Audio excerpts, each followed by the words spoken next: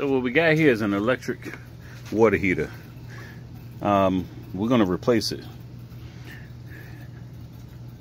And I'm shooting this video because I was unable to find any information on the internet that was specific to my case. There were several videos, but none of them were specific to my case.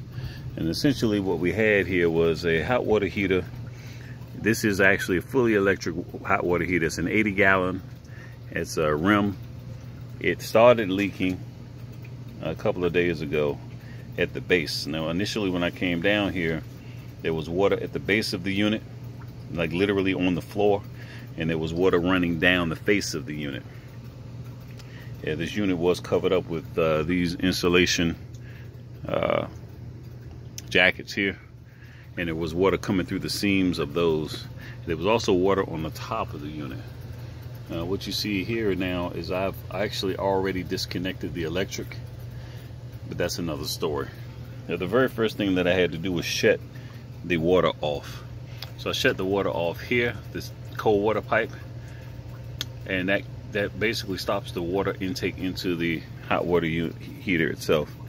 Then after that, I attached a drain hose to the drain valve, which you can see down here at the bottom. Now, the drain valve that you're looking at now is all brass.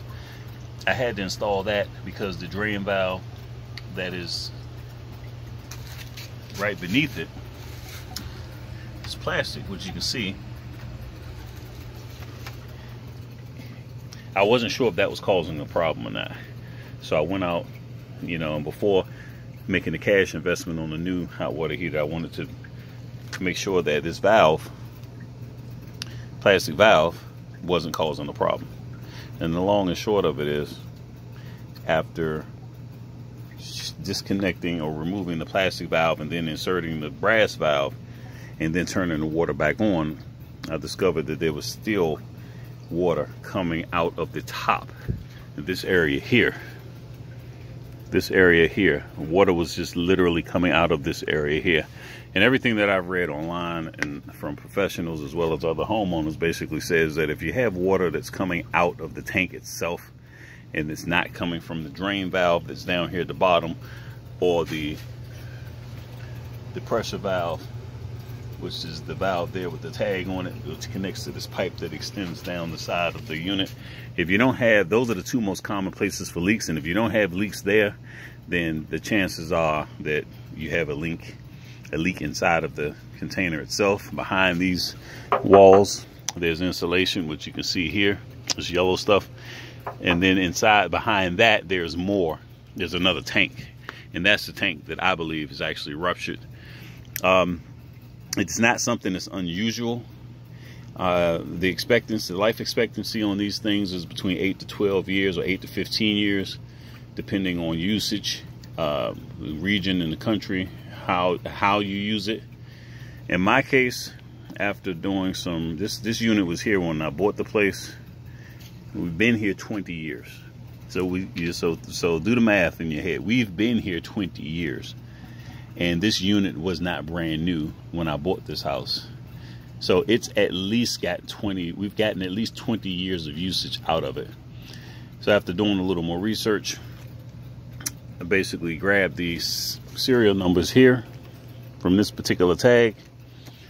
At the serial numbers, there's a couple of websites out there that you can use to determine, based on the serial number, what the year, what the birth date is of the unit, when it was manufactured.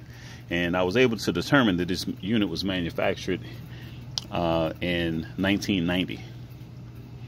Okay, so it's 2018 today. That's 28 years ago.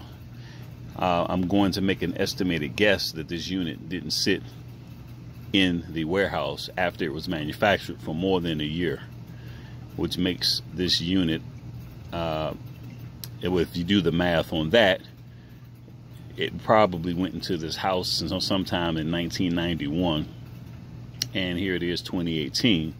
So if you do that math, you get, 2001 gives you 10 years, 2011 gives you 20 years, it's now 2018. That's 17 years. I mean, that's 27 years. That's a very long time for a heat pump, a hot water heater.